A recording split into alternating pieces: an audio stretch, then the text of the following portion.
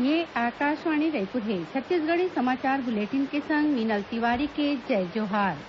बीजापुर जिला में आज सुरक्षा बल और माओवादी मन के बीच हुए मुठभेड़ में सीआरपीएफ के 3 जवान शहीद हो गए। वहीं गांव के एक जिन महिला के मौत हो गए और एक पढ़इया नौनी घायल हो गए है। पुलिस अधीक्षक दिव्यांग पटेल है ये घटना के पुष्टि करत बताइन कि आज बिहनिया सीआरपीएफ के जवान भैरमगढ़ साप्ताहिक बाजार ले लौटत रहिन। इही बेरा माओवादी मन ह जवान मन ऊपर फायरिंग शुरू कर दीन। ये हमला में एक जवान के मौकच में मौत हो गए। वहीं 2 आने जवान मन के इलाज के बेरा मौत हुई है। माओवादी घटना के जगह ले शहीद जवान मन के AK-47 हथियार और वायरलेस सेट लेके भाग गए। घटना की सूचना मिलते भैरमगढ़ थाना ले तुरते बैकअप पार्टी भेजेगी। इही बेरा सुरक्षा बल और माओवादी मन के बीच फायरिंग में हाट ले लहुटत एक जिन महिला गोलीबारी के शिकार हो गए, जेकर मौकच में मौत हो गई। उन्हें एक छात्रा घायल हो गई है। सीआरपीएफ के आईजी और पुलिस अधीक्षक घटना के जगह में पहुंच के जानकारी ली। यही बीच घटनास्थल ले 3 ठिन बम बरामद करे गए हैं, जिला बम निरोधक दस्ता ह तुरते निष्क्रिय कर दी। मुख्यमंत्री भूपेश बघेल ये माओवादी हमला के कड़ा निंदा करे हैं। उती राजनांदगांव जिला में महाराष्ट्र के सीमा ले लगे गढ़चिरौती सुरक्षा बल और माओवादी मन के बीच हुए मुठभेड़ में कुछ एक माओवादी मन के घायल होए के खबर है। पुलिस मौका ले भारी मात्रा में हथियार बरामद करे हैं।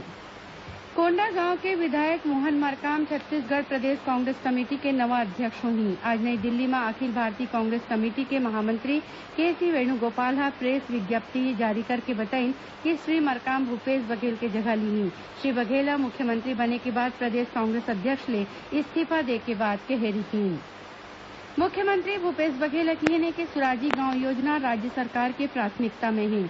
आर्थिक और रोजगार संबंधी मौका दिवाए बर ये योजना मील के पत्थर साबित होही। श्री बघेल काली रायपुर में छत्तीसगढ़ राज्य ग्रामीण और अन्य पिछड़ा वर्ग क्षेत्र विकास प्राधिकरण के बैठक के अगुवाई करत रही।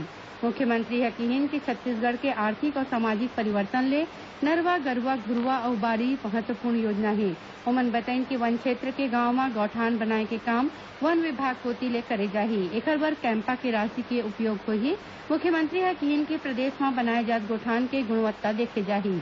बैठक में बताएगी कि नवा सरकार छत्तीसगढ़ राज्य ग्रामीण और अन्य पिछड़ा वर्ग क्षेत्र विकास प्राधिकरण निधि नियम में फेरबदल करके एकर दायरा बढ़ाए गए है। अब निर्माण काम के संगे संग स्वास्थ्य, शिक्षा, पेयजल, जल संरक्षण, पशु सेवा और कौशल उन्नयन जैसन काम घलो करे जा सकही।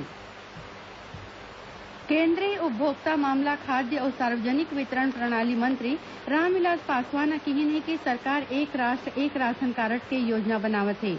उमन कहन कि राष्ट्रीय स्तर में राशन कार्ड के ट्रांसफर के फायदा मुख्य रूप ले प्रवासी मन ला सार्वजनिक वितरण प्रणाली के फायदा देश भर में आसानी ले सकी।